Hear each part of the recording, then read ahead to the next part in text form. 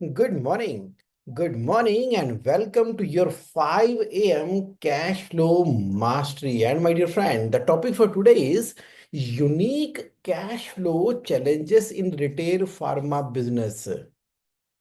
A wake up call for business owner. क्या मतलब हुआ? फार्मा रिटेल के अंदर ना मेडिसिन बिक रही हैं दुकान पे, लेकिन उसके अंदर कैश फ्लो के इतने भयंकर चैलेंजेस आ रहे हैं, और उसको मैनेज कैसे करना है और उसको कैश रिच कैसे बनाना है। तो आज का टॉपिक इसी के अराउंड है। तो चलिए बात करते हैं।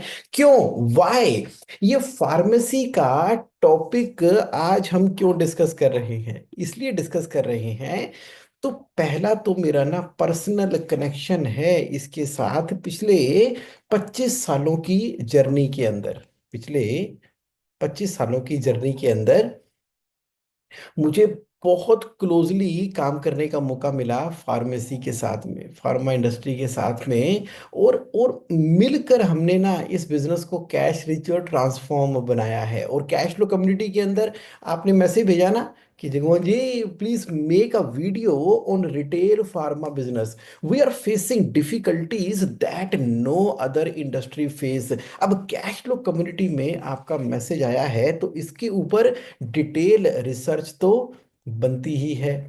और सुनिए, क्योंकि ना ये एक बहुत ही नोबल सर्विस है। कौन सी? फार्मा। ये सिर्फ बिजनेस नहीं है, ये ना इसेंशियल सर्विस है हेल्थ के बारे में। और जो डील कर रहा होता है ना मेडिकल एस्पेक्ट के बारे में, कस्टमर, जब क्लाइंट कस्टमर जो जो मरीज वो फार्मेसी के ऊपर जिस होप के साथ में वो जाता है, क्योंकि ये हमारी जिंदगी के साथ में जुड़ी हुई है। और फार्मेसी का बिजनेस सबसे नोबल बिजनेस है। तो बात करेंगे आज।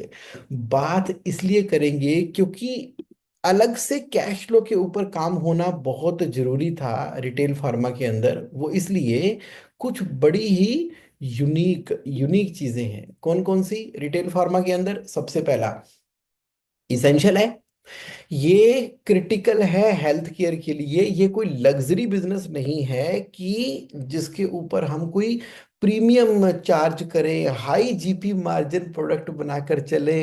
ये एक बहुत ही जिंदगी से जुड़ी हुई एस्पेक्ट है, इसलिए ये बड़ा ही खास हो जाता है। दूसरा, जो फार्मा का बिजनेस करते हैं ना पता है कितनी इन्वेंट्री होती है? थाउजेंड्स ऑफ एसक्यू उसके अंदर है। मतलब सिरदर्द की गोली से लेके लाइफ सेविंग ड्रग से लेके और ना जाने कितने कितने तरह के एसक्यू इसके अंदर हैं। क्या क्वांटिटी मेंटेन करोगे? कितनी क्वांटिटी मेंटेन करोगे? और जब कस्टमर दुकान पर आता है, तो वहां पर उसकी रिक्वायरमेंट को फुलफिल कर पाना अपने आप में एक बहुत बड़ा चैलेंज है, जो कि एक कैश फ्लो के चैलेंज के रूप में निकल कर आता है। और कंप्लायंस कम है, बहुत कंप्लायंस है। चाहे वो ड्रग रेगुलेशन हो, लाइसेंस हो, जीएसटी हो, और बाकी लीगल रिक्वायरमेंट हैं। और एडमिनिस्ट्रेटिव बर्डन बहुत सारे हैं कि ये प्रेस्क्रिप्शन लिख कर दी गई है कि नहीं दी गई है, जो आ रहा है और जो सेल हो रहा है, जीएसटी कंप्लाइंसेस भी उसके अंदर आज की डेट में कम नहीं है। और आम तौर पे जो देखा गया है कि फार्मा के बिजनेस के अंदर ना ये सक्सेशन प्लानिंग के हिसाब से generation to generation to generation चल रहा है। पिछली जनरेशन ने ये बिजनेस शुरू किया था, कौन सा? फार्मा का। और नई जनरेशन इसके अंदर आ गई है, क्योंकि ये दुनिया ऐसी है जो ना ट्रस्ट के ऊपर चलती है, पर्सनल रिलेशनशिप के ऊपर चलती है। क्योंकि बहुत खतरा होता है ना। आम तौर पे फार्मा की दुकानें चलती भी नहीं है, इसलिए नहीं चलती क्योंकि लोग कहते हैं कि यार मुझे लगता है यहाँ पर ना दवाइयाँ ठीक नहीं मिलती, यहाँ पर नकली मिलती हैं। क्योंकि वो मेडिसिन ऐसी चीज़ है जो कि कंज्यूम करनी है उस ह्यूमन बीइंग ने, जो इस चीज़ को बहुत ही ज़्यादा खास बना देती है, बहुत ही खास बना देती है। तो बात करते हैं आगे, बात करते हैं। तो फिर कैश फ्लो के चैलेंजेस हैं क्या फार्मा इंडस्ट्री के अंदर? इसको लिस्ट डाउन किया। सबसे पहला चैलेंज, लिमिटेड फाइनेंशियल लिटरेसी। देखिए ऐसा है, आम तौर पे ये देखा गया है कि बुक कीपिंग के नाम के ऊपर ना ज्यादा से ज्यादा पर्चियां बन रही हैं। बस कैश सेल हो रही है, पेटीएम से सेल हो रही है। और वहां पर प्रॉपर ऑफिशियली लीगली तरीके से ना रिकॉर्ड मेंटेन हो ही नहीं रहे हैं, सब हिला जुला पड़ा हुआ है माल। ऐसा लगता है कि कैश सेल हो रही है, लेकिन पैसे सारे के सारे इन्वेंटरी के अंदर ही ब्लॉक होते चले जा रहे हैं। इन्वेंटरी के अंदर स्लो मूविंग है ना।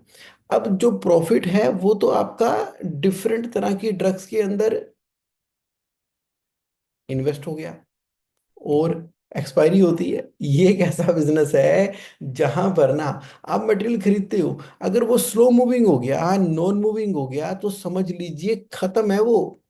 अब वो एक तो शेल्फ को जगह घेर रहा है। अब वापसी कंपनी के पास जाएगा नहीं जाएगा? जाएगा तो वापसी आएगा तो पैसा उसके अंदर पूरी तरह से स्टक हो गया। ये बहुत ही यूनिक बना देता है इस बिजनेस को। तभी प्रॉफिटेबिलिटी और कैश फ्लो मैनेज करना ऑलमोस्ट इम्पॉसिबल हो जाता है फार्मा बिजनेस के अंदर। तो कोई कोई चला पाता है इसको। ऊपर से क्रेडिट सेल है, डिलेड पेमेंट है। अब बन जाता है ना साइकिल कि एक तो वो कस्टमर है जो कि दुकान पर आ रहा है, एक कस्टमर वो है जो B2B है, जो कि हॉस्पिटल्स को या क्लिनिक्स को या डॉक्टर्स को या फिर आपके कई सारी ऐसी इंडस्ट्रीज हैं जिन्होंने अपने वहां पर भी मेडिकल फैसिलिटी दी हुई है, तो वो इनसे परचेज करते हैं। तो पैसे 30 डेज, 60 डेज, 90 डेज तक के साइकिल के अंदर फंस चले जाते हैं। बड़ा मुश्किल है ये वाला काम, बड़ा ही मुश्किल है। चैलेंजेस खत्म ही नहीं हो रहे हैं, चैलेंजेस पे चैलेंजेस इसकी बिजनेस के अंदर। अनकंट्रोल्ड परचेज, पता क्यों? क्योंकि इस इंडस्ट्री की खासियत ये है कि जो डिस्ट्रीब्यूटर है वो अलग अलग तरीके की अलग अलग समय के ऊपर जो है वो क्या कर रहे हैं, स्कीम्स निकालते रहते हैं। अब हमें लगता है कि अब ये तो परचेज करना ही पड़ेगा, अब ये मेडिसिन आ रही है तो लगाना ही पड़ेगा। अब परचेज कर लिया है तो 30 डेज के अंदर पेमेंट भी करनी है। अब वो निकले ना निकले, लेकिन परचेज करना जरूरी हो जाता है। अगर अभी परचेज नहीं किया, इस सीजन के अंदर परचेज नहीं किया, इस महीने के अंदर परचेज नहीं किया, तो वो जो स्कीम्स थी जिसकी वजह से थोड़ा बहुत प्रॉफिट आने की संभावना है वो निकल जाएगी। अब ये वाली इंडस्ट्री ऐसी है जिसके ऊपर आज की डेट में भी ना डिस्ट्रीब्यूटर की डोमिनेंस है। मैन्युफैक्चर ने मैन्युफैक्चर कर दिया, डिस्ट्रीब्यूटर के पास आया। अच्छा, डिस्ट्रीब्यूटर की फार्मा इंडस्ट्री के अंदर अपनी अलग तरह की परेशानियां है, उनकी तो बहुत ही सीरियस परेशानी है, उसके बारे में भी थोड़ा थोड़ा बात करेंगे। लेकिन अभी जरा रिटेल की बात कर लेते हैं। तो उसमें क्या होता है, ये ना रिटेलर हमेशा अपने आप को ना स्क्वीज सा फील करता है कि भाई डिस्ट्रीब्यूटर आता है और माल भर के चला जाता है वहां पे। लो जी, ये भी रख लो, ये भी रख लो, ये भी रख लो, ये भी रख लो। उसके अपने तरह के प्रेशर होते हैं। अब ये रख भी लेता है, अब उसके बाद पेमेंट भी तो करनी है। अब पेमेंट के लिए लगातार प्रेशर आता है, और फिर डिफरेंट तरीके की दवाइयां बेचने का ये ना बड़ा ही ना एक चक्रव्यूह है, जंजाल है, जहां पर ये कैश लो मैनेज करना कहानी बनता चला जा रहा है। और जीएसटी का तो मैंने आपको बताया ही है। थोड़ी बहुत भी एरर्स हो गई, पेनल्टीज हो गई, तो बस उसके बाद क्या है, आजकल तो ऑडिट चल रहे हैं 2018 से लेके 2022 तक का। ऑडिट का लेटर आ गया, नोटिस आ गया, इन्वेंट्री रिकॉर्ड दिखाओ जी। इन्वेंट्री रिकॉर्ड तो एज पर ड्रग लाइसेंस भी बनना जरूरी था, जीएसटी के अंदर भी बनना जरूरी था। 50,000 की पेनल्टी हम उसकी लगा रहे हैं क्योंकि प्रॉपर रिकॉर्ड नहीं मेंटेन किए हुए। मतलब दिक्कतें ही दिक्कतें हैं, परेशानियां ही परेशानियां हैं। रिटेल फार्मा को हैंडल करना इतना आसान नहीं, और उसमें से भी प्रॉफिट बनाना बड़ी बात है। तो फिर सॉल्यूशन क्या है? सॉल्यूशन क्या है? बात तो दरअसल इसी की है ना कि अब रिटेल फार्मा के अंदर सॉल्यूशन निकलेगा कैसे। अब खोल तो लिया बिजनेस किसका, रिटेल फार्मा का। क्या करे जगमोहन, बताओ क्या करे? एक एक करके बताओ, सिंपल तरीके से बताओ तो सुनो। सबसे पहला पॉइंट रिटेल फार्मा के अंदर, मंथली परचेज का ना बजट बना लो। गेम चेंजर है ये, गेम चेंजर है।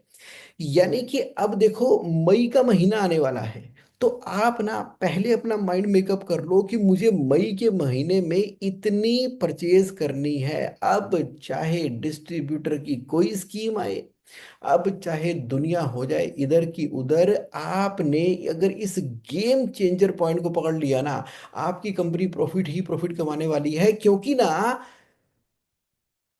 Purchase is the biggest enemy of cash flow. हो क्या रहा था कि हमारे पास जो कलेक्शन आई थी या आने वाली थी, लेकिन क्या हुआ कि हमारी दुकान के अंदर जो पुश और पुश और पुश और पुश होता चला जा रहा है, अलग अलग तरह की मेडिसिन आती चली जा रही है, डिफरेंट तरह के लोग सीधा का सीधा अटैक करते ही किसको है, चाहे वो मैन्युफैक्चरर हो, चाहे वो डिस्ट्रीब्यूटर हो, चाहे कोई भी हो। वो जो सामने आपको याद है ना कोरोना के दौरान क्या हुआ था वहां पर जी, मास्क और जाने कितनी तरह की चीजें, क्योंकि रिटेल आउटलेट तो एक ही है और डिफरेंट तरह की स्कीमें छोटा मोटा बड़ा करके ना देना शुरू कर दिया, और नाना करते करते भी ऐसी ऐसी बाइंग हो जाती है कई बार हमें लगता है कि जरूरी है। तो उस केस में क्या किया, ओवरऑल, क्या ओवरऑल, हमने ना डिसाइड कर लिया कि देखो जी, चाहे दुनिया हो जाए इधर की उधर, मैंने अपना मंथली परचेज का बजट अमाउंट फिक्स कर लिया है। इसका मतलब है कि जो बिकेगा वो मेरा अब इनफ्लो इनफ्लो है, उसमें से मेरा प्रॉफिट बचेगा, लेकिन मेरी को परचेज सिर्फ इतनी करनी है। कर लिया आपने। दूसरा, जो एक्सपायरी वाली इन्वेंट्री है ना, अब जो शेल्फ्स बनी होती हैं वहां पर एक्सपायरी वाली इन्वेंट्री को ट्रैक करना है।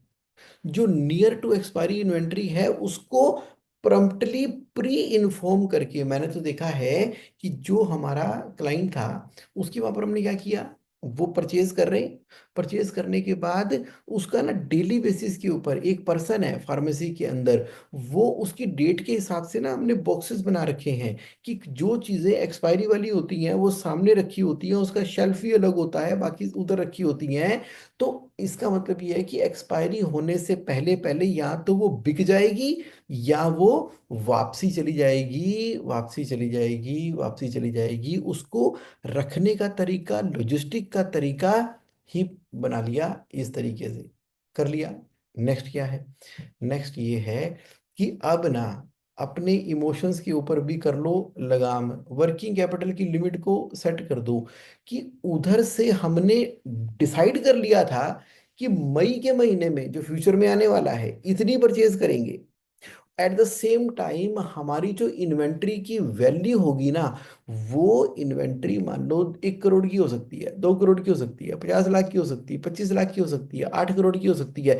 जो भी एक अमाउंट है उसको डिसाइड कर लो। उसके ऊपर अब हमने इन्वेंट्री को बढ़ने ही नहीं देना है। चाहे उसके लिए मुझे B2B के अंदर सेल निकालनी पड़े, चाहे मुझे एट पार उसी प्राइस के ऊपर ही स्टॉक को लिक्विडेट करना पड़े, चाहे मुझे सेल्स को रिटर्न ही क्यों ना करना पड़ जाए। ये तीन बड़े जबरदस्त कंट्रोल जो है ना, फार्मा वालों लगा लो। पहला क्या है, इमोशंस पे कंट्रोल रखते हुए परचेज का पहले बजट डिसाइड कर लिया, उतने पैसे लिख लिए, अब उसमें से जितने माइनस होते चले जा रहे हैं उतने तक की परचेज हो गई। बाकी परचेज हो गई तो बस अगले महीने बात करेंगे जी, इस महीने का कोटा खत्म हो गया है, एक्सपायरी वालों को निकालते चले जा रहे हैं। और सबसे इंपॉर्टेंट, इन्वेंट्री की अगर लिमिट 2 करोड़ की है तो वो 2 करोड़ की है, इसके ऊपर जाएगा ही नहीं। ये वाला कंट्रोल लग गया ना, तो समझ लीजिए कैश फ्लो अब सडनली आपका इंप्रूव होना शुरू हो गया है। और अब क्या करें, digital accounting, digital accounting, digital accounting, digital accounting. अब कोई कारण ही नहीं है कि आपका point of sale, POS, point of sale system जो है नहीं लगा हुआ है। वो जमाना खत्म हो गया, ये पर्ची पे लिख रहे हैं या कॉपी रजिस्टर पे लिख रहे हैं, नहीं नहीं नहीं नहीं।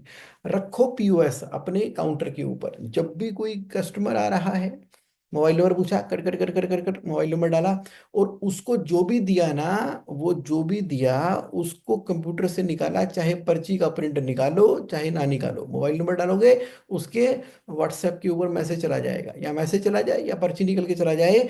जो भी आएगा तो आने की एंट्री होगी मटेरियल की, और जो भी जाएगा, चाहे एक सेरेडोन बेची तो चाहे एक कोई गोली बेची तो चाहे 10 बेची, तो वो अलग से हम अपने पास रजिस्टर मेंटेन करते रहते हैं, वो खत्म हो गया। डिजिटल था, डिजिटल है, डिजिटल करना पड़ेगा। अगर अभी तक डिजिटल नहीं किया हुआ, अभी तक नहीं किया हुआ, तो कर लो, अभी कर लो, इसी महीने कर लो, शुरू कर दो, क्योंकि परचेज की लिमिट आ गई है। इन्वेंट्री की लिमिट आ गई है।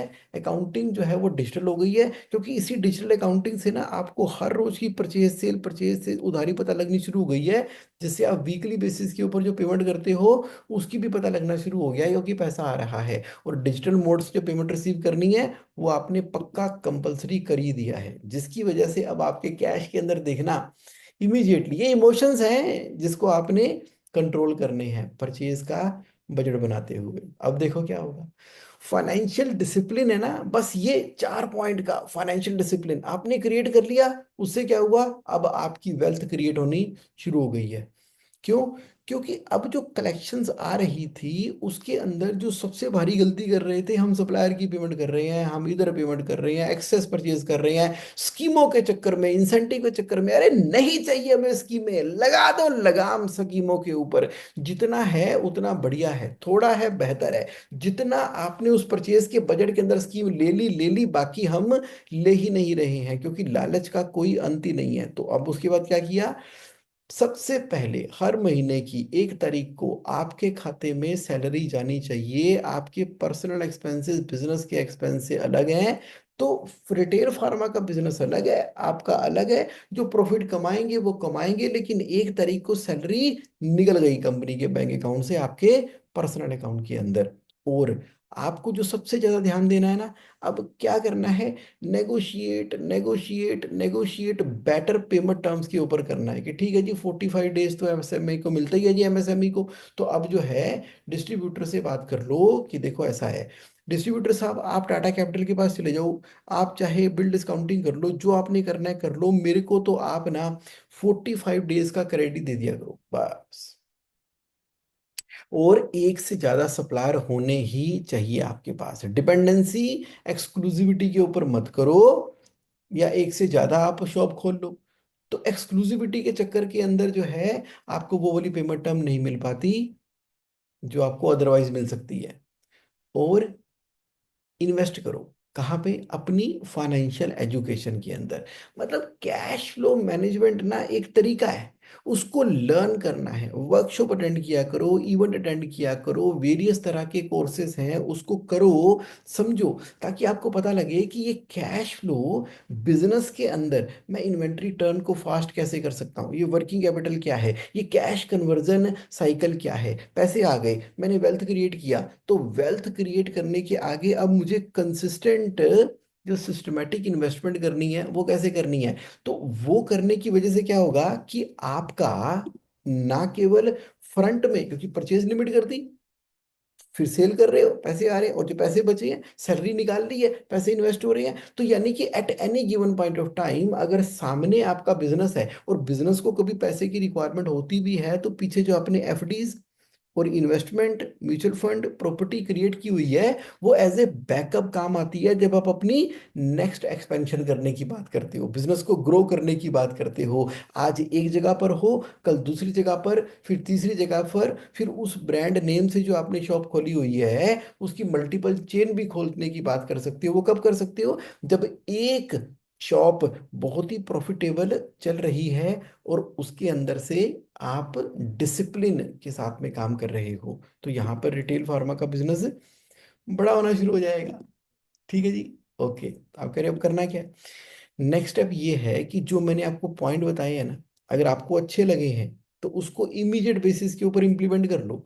और इस वाली वीडियो को जहां जहां आपको लगे फार्मा इंडस्ट्री के अंदर उसके साथ में शेयर करो, ताकि ना जब ग्राउंड लेवल के ऊपर देखो, ये वाली वीडियो ना उसके काम भी आने वाली है, कहाँ पे, डिस्ट्रीब्यूटर के काम पर।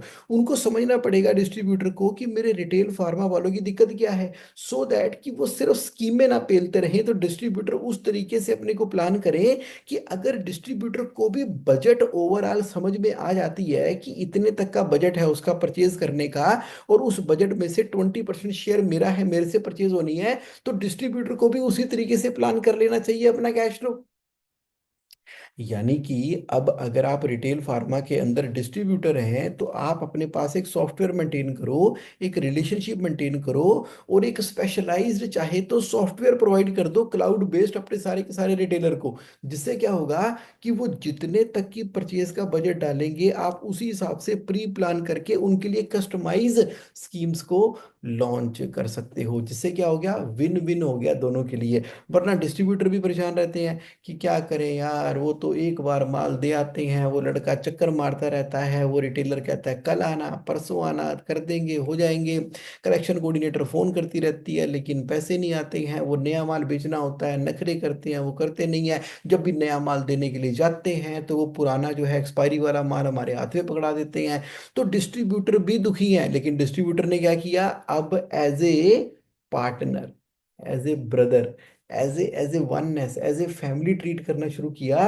क्योंकि रिटेल और डिस्ट्रीब्यूटर दोनों है तो एक ही फैमिली का पार्ट, एक ही फैमिली का पार्ट है। तो आप कह रहे हो ठीक है जगमोहन, समझ में आ गया है कि फार्मा इंडस्ट्री के अंदर हमें परचेज के अमाउंट को अगर हमने जान लिया, परचेज के अमाउंट को जान लिया, अगर मैं रिटेलर हूं तो कितना मुझे सेल करना है, और मेरे पास अगर मैं डिस्ट्रीब्यूटर हूं तो नंबर ऑफ चेन है, तो उस परचेज की फिगर के ऊपर अगर हमने मैनेज कर दिया ना कि उसकी पॉकेट है कितनी, जबरदस्ती पेलने से काम नहीं होने वाला। तो यहाँ पर कैश फ्लो की समस्या परमानेंटली परमानेंटली खत्म हो जाने वाली है, जो आप इसको समझ रहे हो। ठीक है, तो आप इस वाली वीडियो को शेयर करो डिस्ट्रीब्यूटर को भी और रिटेल वालों को भी। और इसके अलावा देखो, फाइनेंशियल हेल्थ चेकअप अब हम कर रहे हैं आपके बिजनेस की, तो उसके लिए मैं लिंक दे दूंगा डिस्क्रिप्शन के अंदर। तो पता लगे कि आज की डेट में बिजनेस की फाइनेंशियल हेल्थ क्या है, एक फ्री रिपोर्ट हम आपको प्रोवाइड कर रहे हैं। JSConline.in के ऊपर भी हम बहुत सारे रिसोर्सेस लेकर आते रहते हैं। और अगर आप अभी भी कैश फ्लो कम्युनिटी का पार्ट नहीं हो तो please send me a message, admin cash flow community @9811269798।